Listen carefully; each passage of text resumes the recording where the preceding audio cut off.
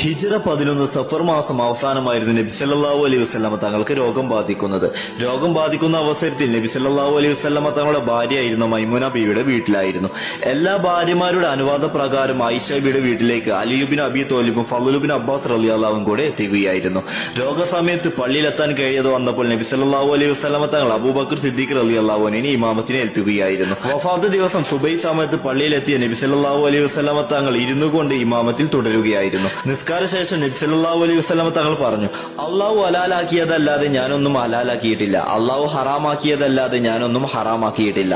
രോഗം കൂടുതലായ നബി സല്ലല്ലാഹു അലൈഹി വസല്ലമ തങ്ങൾ റബീഉൽ അവ്വൽ 12 തിങ്കളാഴ്ച ആയിഷ ബിയുടെ വീട്ടിൽ വഫാത്താവുകയായിരുന്നു.